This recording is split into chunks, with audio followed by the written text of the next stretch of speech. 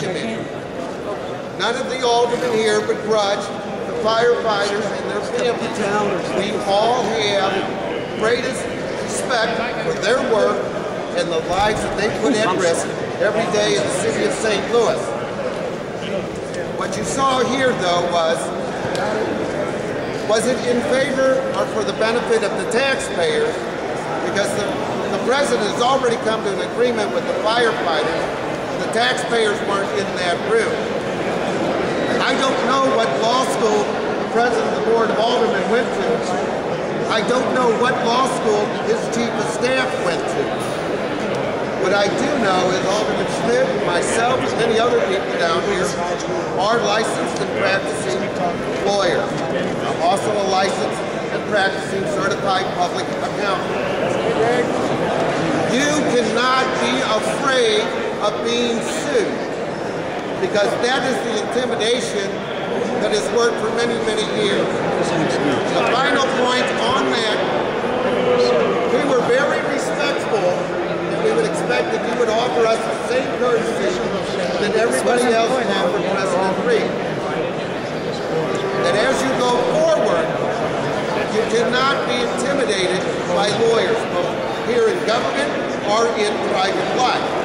And the issue I had for the mayor and for the press is, after you saw today, I told the mayor and his staff, why would you give the president of the Board of Aldermen the legal opinion when he is clearly not working in the best interest of the taxpayers here in the city of St. Louis? Because he would immediately share it with the people that he's made his deal with. That's the background. All of us as aldermen welcome an open process. Next I would have Alderman Schmidt, the chairman of the Public Employees Committee, share his thoughts. I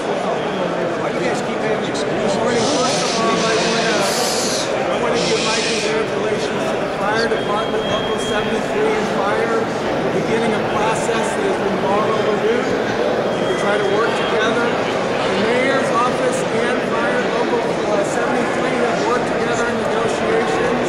There was an announcement. The president of the Board of Aldermen and firefighters last night came to what they believe is an agreement. The next part of this process is a public process. The board knows, as I understand it, they have assigned 270 and 271 to the public safety. 175 is in the public employees.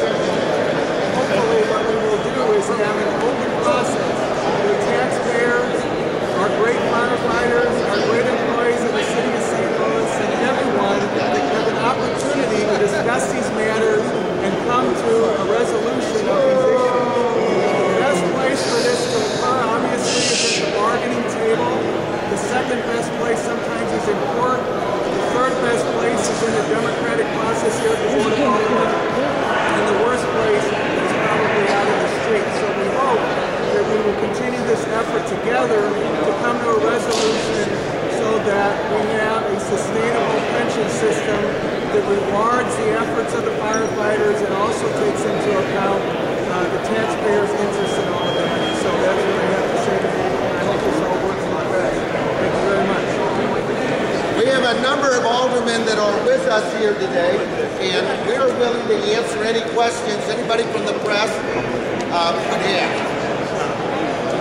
We have Alderwoman Cruzen, who's the chairwoman of the Ways and Means Committee for the city of St. Louis. We have Alderman Carol Howard, and Alderman Schmidt asked to make a question. Were all the aldermen invited to that bill passing? No, none of us were invited last night. No. Was anyone invited? Oh, yeah. Oh, yeah. Wait a minute now. Hey. Well, maybe I'm out of favor because I'm a person that votes my mind and protects the taxpayer. Yeah. Okay. Yeah, sure. Were you invited, Alderman? I was not invited last night, sorry. And she's the chairwoman of the Ways and Means Committee, the Budget Committee. But I do think it's a really important issue that we all do need to come together on and find a resolution that both protects the firefighters and the taxpayers of the city of St. Louis. Do you agree that the mayor needs total control of the pension system, or right now he has partial and the state has partial? Isn't that enough to protect the citizens of St. Louis? Well, I think that local control of the fire department is an important issue and that it ought to be up to the We know what happens when it isn't. Essentially, the firefighters just lobby at the state level and send the bill to the city.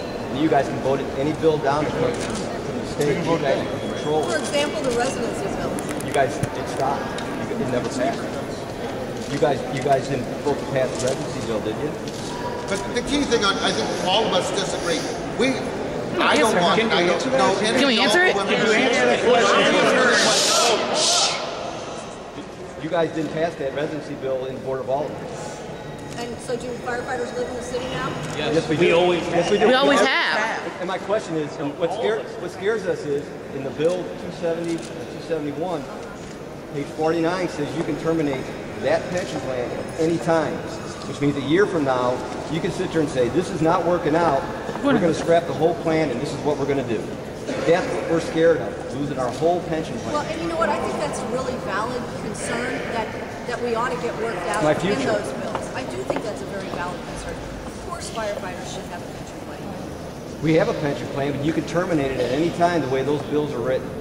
And what I said was I do think that's really valid, and we ought to work that out in the language. And the process for doing that ordinarily here at the Board of Aldermen is to have public hearings on the bills so that all of us can discuss this together in the public domain, and taxpayers and firefighters and elected officials can all come to some agreement, because that's very valid. It's a matter of respecting the process that we have here, the legislative process, and having those bills heard in committee. And I understand that this morning, I don't know it firsthand, but I've been told that the bills have now been assigned to committee. I heard President Reed, I believe, announce that this morning. And so hopefully we will have hearings and we'll be able to come to agreement on those issues. So you know our bills mirror each other, the disability and the two-tier, the new hire bill. They pretty much mirror each other as far as cost savings. The only difference is your bill gives the city total control. But see, we don't if you get know rid of that, the monies are the same. So the process that we have now works the same as your bills do, except you guys get total control. It's a matter of whether or not we're going to negotiate this last night at 10 or 11 o'clock, or whether we're going to negotiate this in public in an open and transparent way.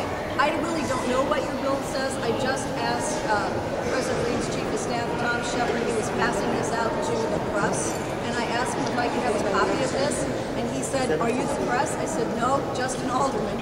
And so I don't know what's in your bill, but I am happy to hear it and happy to discuss it with you, because we need to have a fair process, and we need to have a fair result for everyone. Yeah. And a fair process is what we're asking for. As long as everybody's contributing.